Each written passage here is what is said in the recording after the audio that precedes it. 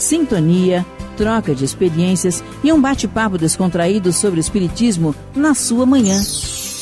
Deusa Nogueira explica a mediunidade no nosso dia a dia. Começa agora, na sua Rádio Rio de Janeiro, o programa Conversando sobre Mediunidade. Olá, amigos ouvintes da Rádio Rio de Janeiro, Deusa Nogueira, conversando sobre mediunidade. Estamos dando continuidade ao estudo da obra Seara dos Médiuns, do Espírito Emmanuel, através da mediunidade de Francisco Cândido Xavier, editado pela Federação Espírita Brasileira. E no dia de hoje, como nós sempre falamos, ele faz análise de um trecho de O Livro dos Médiuns. E nesse momento, estamos no capítulo 26, capítulo interessantíssimo que vai nos dizer quanto às perguntas que se podem ou se devem fazer aos espíritos. E no dia de hoje, ele está analisando o segundo parágrafo, a segunda questão do item 292. O item 292 fala perguntas sobre a destinação dos espíritos. E eu vou aproveitar, vou ler o primeiro também, tá bom? Que um é decorrência do outro, né? A gente pode dar uma olhadinha na primeira questão, que é assim: podem-se pedir esclarecimento aos espíritos sobre a situação em que se encontram no mundo dos espíritos? E os espíritos respondem sim, e eles os dão de boa vontade, quando o pedido é ditado pela simpatia ou o desejo de ser útil, e não pela curiosidade. E aqui, sobre esse aspecto, eu tenho algo para trazer. Nós, no Leon Denis, temos um trabalho que não é o trabalho do espírito falando, não. São os espíritos da casa, sempre que possível, dando notícias de alguns espíritos desencarnados. E a gente sabe o quanto isso é difícil, porque a penetração em áreas e interesses não é assim tão fácil, como muitas vezes a maleabilidade mediúnica torna um pouco difícil o trabalho. Então é um trabalho em que a pessoa pede e aguarda um tempo até chegar a informação. Só, meus queridos, que muitas vezes as pessoas pedem naquele momento, no afã de saber, no entusiasmo, ou às vezes até movidos por alguma situação de culpa ou de dificuldade em relação àquele que partiu. Aí a pessoa pede. É claro que dificilmente vem na primeira semana, segunda, terceira, e às vezes a pessoa nem aparece mais na casa espírita para pedir. E uma vez, com muita tristeza, eu vi uma quantidade de mensagens sendo jogadas fora.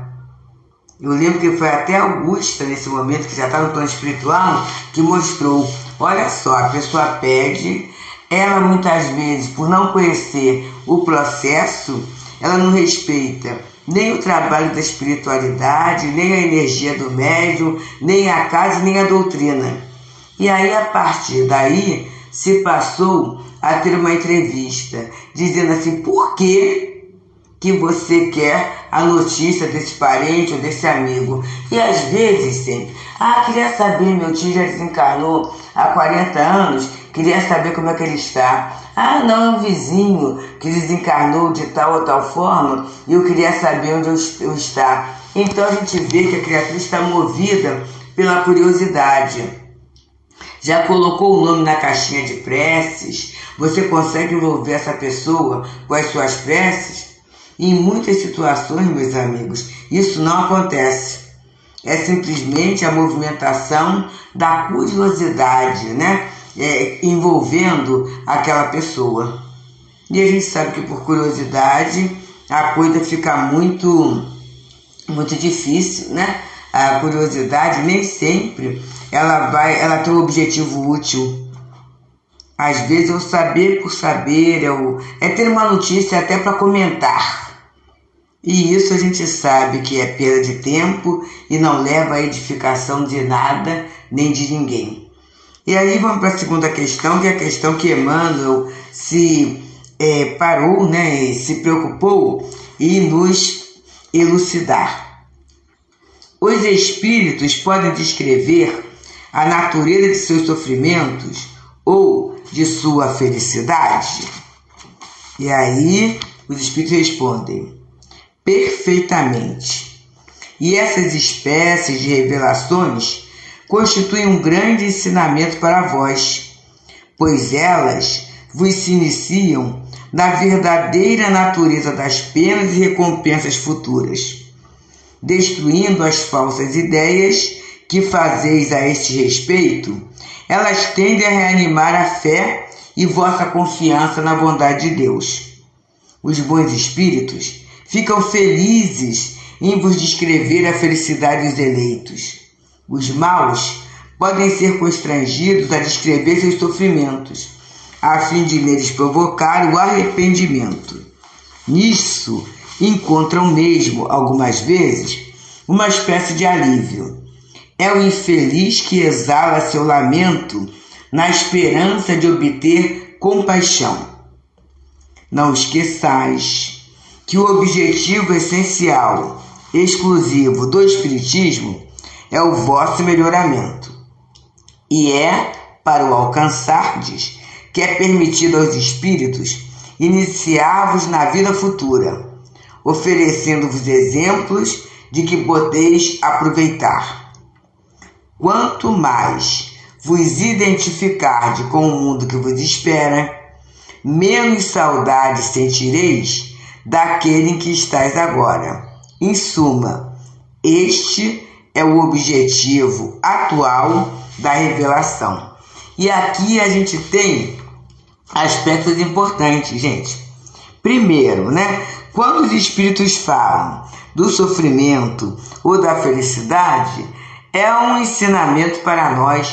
E se nós pegarmos a belíssima obra O Céu e o Inferno, nós ficaremos muito bem edificados com ela, porque ali começa com os espíritos felizes. E nós nos lembramos até do programa que nós tivemos aqui no dia 27, na reunião, no dia 27 de fevereiro, aqui no Teresa d'Ávila, e que está, para quem quiser, disponível no canal da casa, em que tanto a Fernanda quanto o nosso Alexandre, que é aí querido da Rio de Janeiro, eles fizeram o estudo acerca dos infortúnios ocultos e trouxeram a questão educativa da Condessa Paula, que está lá entre os espíritos felizes, Ali está para quê? Para a gente saber que sempre se pode fazer a caridade, para a gente entender que tem dores, tem situações que estão escondidas.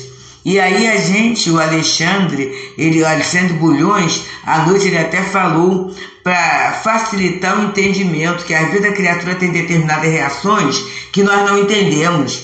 E aí a gente entra no julgamento. Como é que fulano, que é espírita, ele contou até um caso pessoal, age assim assado. A gente não sabe qual é a dor, a gente não sabe qual é a circunstância que aquela pessoa está vivendo naquele momento, E a Fernanda, na reunião da tarde, foi falando sobre essa possibilidade educativa da caridade, falando inclusive da Condessa Paula com a sua filha. E ela pegou O Céu e o Inferno. É uma personagem que está na obra, um espírito que está lá. E quando ela dá notícia, gente, do tempo que ela foi treinada para aprender a trabalhar, a administrar a riqueza, é muito importante para nós. Porque às vezes a gente está passando uma reencarnação, é claro que somos poucos, são poucos, porque a riqueza está em 1% da humanidade, então é pouca gente. Mas pode ser que a pessoa tenha riqueza e não saiba o que está podendo fazer com ela. E a pessoa parte para esbanjamento, né? Para um usufruto que na verdade não traz a felicidade. Por quê? Porque esgota. A criatura gasta, usa, né? E chega uma hora em que ela fala assim: o que eu posso fazer mais? E a pessoa acaba entrando em situações ridículas, situações de muita dificuldade. Então, a gente às vezes até deseja riqueza. Ainda há pouco nós conversávamos aqui em casa com o marido acerca da questão dos jogos, né? E a pessoa vai e ela joga um pouquinho, e a indústria do jogo é tão séria que ela, em princípio, ela oferece à pessoa um crédito, a pessoa vai jogando, ganha um pouquinho e a partir daí vem o vício, a partir daí vem a compulsão, a partir daí as situações começam a ficar de uma forma bem desastrosa. E aí eu tenho que aprender a trabalhar com riqueza, a administrar os recursos que eu tenho, a observar minha posição reencarnatória. Então, quando os espíritos trazem tantos felizes, né, que falam da felicidade, que são aquelas reencarnações gloriosas, aquelas reencarnações vitoriosas, quanto a questão daquelas reencarnações em que houve o fracasso, em que houve a queda, em que os espíritos falam dos seus sofrimentos, tudo isso, gente, é para a gente começar a se identificar com a vida espiritual. É a gente saber que não é algo... A gente não está aqui a passeio, com brincadeira. A gente observa os recursos que a vida nos dá, aquilo que ela nos dá que sobra e aquilo que nos falta como grande aprendizado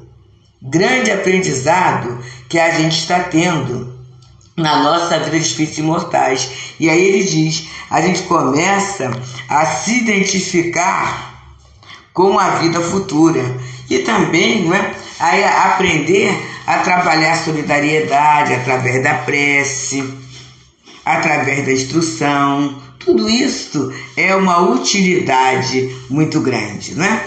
E é por isso, queridos, que estamos hoje aqui pela Rádio Rio de Janeiro, pela generosidade desta rádio e pela generosidade sua que nos ouve neste programa, conversando sobre mediunidade, analisando o livro Seara dos Médiuns, de Emmanuel, através de Francisco Cândido Xavier, e nós estamos no programa 55, estudando uma página que trabalha essa questão e que foi recebida pelo Chico Xavier na reunião pública de 1º de agosto de 1960, intitulada Espíritos Perturbados. E Emmanuel começa dizendo assim: é possível conhecê-los de perto. Surgem quase sempre na categoria de loucos e desmemoriados, entre a negação e a revolta. E é tão interessante, meus amigos, que eu acabei de conversar com uma pessoa que teve um familiar que tentou suicídio e que diz que deve tentar novamente, e ele está, não é, na dificuldade, quer dizer, tem a dificuldade, talvez uma separação, alguma coisa assim, e eles abraçaram as letras da igreja protestante, né? E ele vai, né, ao pentecostalismo. E a pessoa que conversou comigo falou da perturbação na casa. Ele está num processo de negação, a negação do próprio suicídio, a negação do próprio estado, que ele está confuso, talvez pelos medicamentos psiquiátricos que esteja tomando, mas diz, não, tá tudo bem, vamos orar, naquela situação, né? Então, entre a negação e a revolta por quê, não é? Talvez o rompimento desse relacionamento, a questão de não aguentar o processo do luto, tudo isso dando uma confusão. E ela falando que percebeu toda a família nesse processo confuso, não é?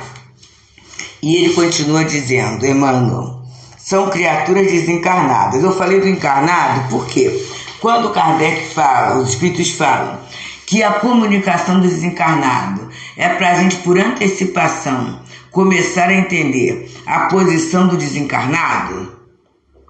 Vamos pensar, o encarnado que está vivendo essa situação complicada, se não for socorrido a tempo, se não despertar a tempo, no plano espiritual ele vai ser esse espírito confuso. Esta é a situação bem grave, bem séria, que a gente não pode ignorar. E ele continua: são criaturas desencarnadas, espíritos que perderam o corpo físico e porque se detiveram deliberadamente na ignorância ou na crueldade, não encontram agora senão as próprias recordações para viver e conviver.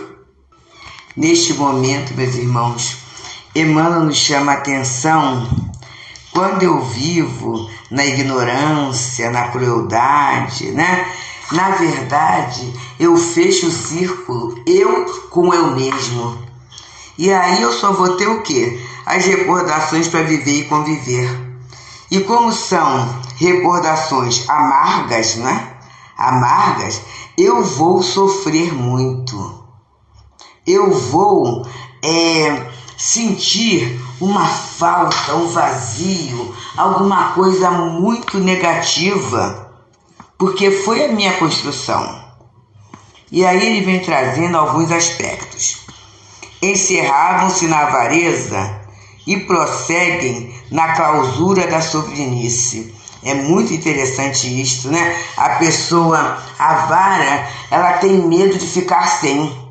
E o medo às vezes é tão grande que ela não usufrui, ela não usa daquilo nem para ela mesma, não é só em relação ao próximo, não. Muitas vezes a criatura é avara em função de si mesma, ela tem pena de usar aquele recurso que ela possui. Abandonavam-se à viciação e transformam-se em vampiros à procura de quem lhes aceite as sugestões infelizes. Isso é algo sério, porque assim, o que é a viciação? É aquilo que eu não posso ficar sem. Eu coloco na minha cabeça, eu crio um paradigma que eu não posso viver sem aquilo. E aí eu desencarno. Mas como é que eu vou jogar? Como é que eu vou fumar? Como é que eu vou falar mal da vida dos outros? Como é que eu vou comprar? Se eu estou num outro movimento, falar mal da vida dos outros até consegue. Mas essas questões que tem um objeto material, eu não vou poder. Como é que eu vou ficar na rede social o tempo todo? Aí o que eu vou fazer? Eu vou me associar a alguém e vou vampirizar o tempo desse alguém para satisfazer essa minha viciação. E continua Emmanuel: abraçavam a delinquência e sofrem o látigo do remorso nos recessos da própria alma. Ninguém vai me cobrar, Eu é que vou sentir a dor de ter infringido a lei de Deus. Confiavam-se à preguiça, isso é muito sério, gente, e carregam a dor do arrependimento. A preguiça, ela vai gerar a noção do tempo perdido. O tempo perdido para quê? Para a minha felicidade, para criar relacionamentos, para me enriquecer de conhecimento. Continua ele: zombavam das horas e não sabem o que fazer para que as horas não zombem deles. Porque é isso, cada minuto é importante na construção da nossa felicidade. Essa frase não é minha, não. Essa frase está escrita, é da doutrina espírita, é escrita em muitos locais, até não espíritas. E aí, aquele minuto que eu não aproveitei para a construção da minha felicidade é uma bolha de ar vazia que está aí. Uma bolinha de sabão, que não tem conteúdo nenhum, tem aquele ar, explodiu. E aí eu vou viver de quê? Da contemplação da minha inutilidade.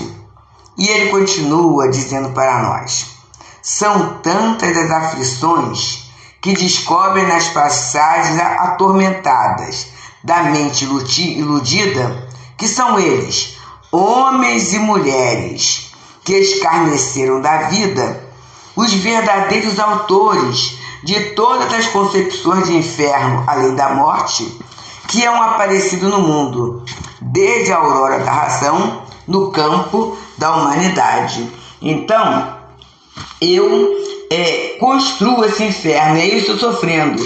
Quando eu venho da mensagem, da comunicação, através de um médium, ou encontro alguém através do sono físico, é uma comunicação para falar, eu vou descrever o quê? O meu quadro mental, a minha tortura íntima, a minha questão.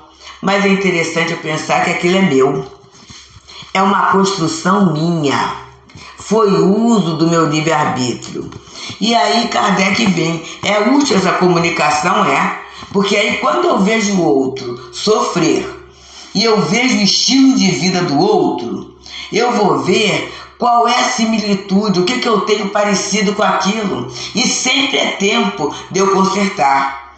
Eu poderei também, numa contrapartida, sugerir ao outro esse esquecimento do passado, e oferecer uma oportunidade de elevação, de trabalho, de conhecimento. E isso a gente vê sempre nas nossas reuniões de atendimento espiritual, a chamada reunião de desobsessão. Exatamente são esses irmãos que chegam. E aí continua Emmanuel a nos falar nessa lição intitulada Espíritos Perturbados. Antigamente, a abordagem de semelhantes companheiros era obscura e quase que impraticável. Hoje, porém, com a mediunidade esclarecida, é fácil aliviá-los e socorrê-los. Podes, assim, vê-los e ouvi-los nos círculos medianímicos, registrando-lhes as narrativas inquietantes e as palavras amargosas. No entanto, ajuda-os com respeito e carinho, como quem socorre amigos extraviados. Então, é este acolhimento que a gente tem que ter. Sabe por quê? A gente não sabe na inteira realidade qual é a nossa imagem. A gente às vezes acha que está muito bem porque a gente está no esforço. Mas será que a gente está fazendo tudo aquilo que poderia fazer? É uma interrogação, né? E aí ele continua a nos instruir assim: não digabes, porém, de doutriná-los e corrigi-los, porque a divina bondade nos permite atendê-los, buscando com isto corrigir-nos e doutriná-los na terra e além da terra, a fim de que saibamos evitar todo erro, enquanto desfrutamos o favor do bom tempo. Então aqui Emmanuel está falando contra a nossa vaidade, porque às vezes eu posso achar assim: puxa, olha só, eu consigo doutrinar, eu consigo esclarecer, eu consigo intermediar esses espíritos com dificuldade, que beleza, e eu consigo ter o verbo, a palavra clara, eu consigo ter a intuição certinha para resolver aquela questão.